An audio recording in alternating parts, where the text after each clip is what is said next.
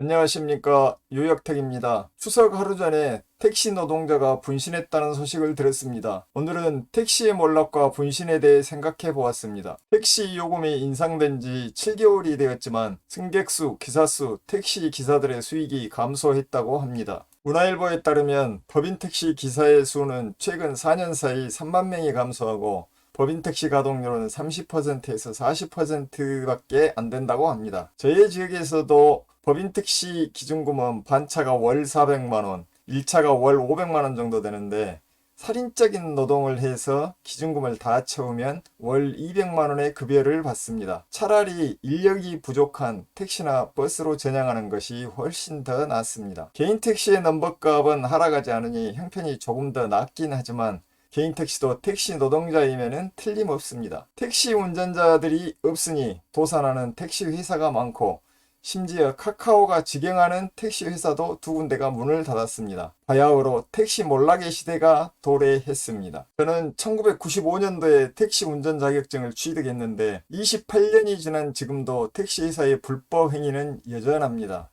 지입제, 도급제, 1인 1차제 등등도 여전하고 심지어 카카오 대형 택시 벤티를 기사들에 팔아먹는 것도 보았습니다. 산악금제 대신에 이름만 바꾼 기준금제로 택시 노동자들의 등골을 빨고 있습니다. 박영환님은 법대로 완전 월급제를 시행하라고 외치다가 회사 측으로부터 각종 부당한 처우를 받고 분신했습니다. 아마도 박영환님은 택시 노동자로 살아오면서 평생 가난했지만 투철한 정의감으로 불법에 대해 항거했을 것입니다. 이 항거가 통하지 않자 마지막 남은 몸뚱아리 하나를 던져서 이 사회의 경종을 울리고자 했습니다. 박영환님의 분신은 이슈가 되어 그러니까 사회 문제가 되어서 다수에게 주목받는 사건이 될까요? 그리고 그것은 정책 결정자들의 정책에 반영될 수 있는 어젠다를 형성할 수 있을까요? 택시에 관한 정책을 결정할 수 있는 자들은 윤석열 대통령, 한덕수 국무총리, 원희룡 국토부 장관 등입니다. 한덕수 국무총리는 서울의 택시 기본요금이 얼마냐는 국회의원의 질문에 1,000원이라고 답했습니다. 이들은 박영환님의 분신에 대해서 알지도 못할 뿐더러 택시 회사들의 불법 행위를 단속할 의지가 전혀 없습니다. 왜 그럴까요? 소스타인 베블러는 관찰을 통한 이론에 뛰어난 사회학자입니다. 베블러는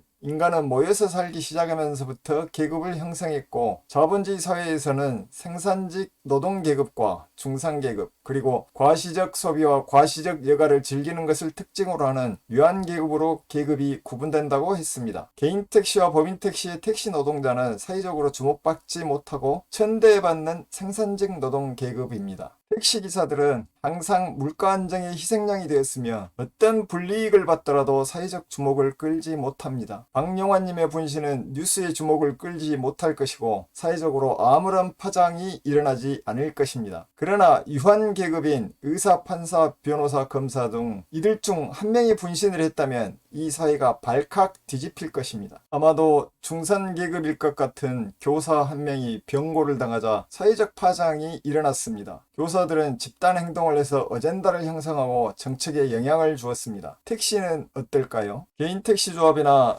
사업자 조합의 주도로 집단 행동을 해서 박영환님의 희생이 이슈화되고 어젠다를 형성할 수 있을까요? 제가 경험을 해보니 개인 택시 조합은 개판 중의 개판이므로 개인 택시 조합이나 사업자 조합은 이것이 불가능할 것 같습니다. 조합에 아무런 기대를 할 수 없다면 정책 결정자에게 영향을 줄 수 있는 사람은 국회의원입니다. 택시업계가 국회의원과 연계할 수 있다면 택시의 몰락을 막을 수 있을지 모르겠습니다. 대중교통법에는 노선버스, 기차, 지하철, 여객선, 선박 등만 정부가 지원할 수 있는 대중교통에 포함되어 있고 택시는 누락되어 있습니다. 국회의원들이 대중교통법을 개정해서 택시를 포함시키면 택시 몰락이 방지될 것입니다. 제가 볼 때 이것이 택시 몰락에 대한 유일한 대책입니다. 택시 기사들은 이 법에 의해서 월 100만 원 이상의 지원을 받게 되면 이직이 줄어들고 택시의 몰락이 방지될 것 같습니다. 그런데 누가 국회의원과 연대를 실행할 수 있을까요? 우리 동네 국회의원 민영배는 택시에 대해서도 발언한 적이 있기 때문에 제가 시간을 내서 한번 만나보려고 합니다. 오늘의 요약입니다. 택시 운전자는 생산직 노동계급에 속하므로 이제까지 사회적 희생양으로 취급되어서 택시업계가 몰락하게 되었습니다.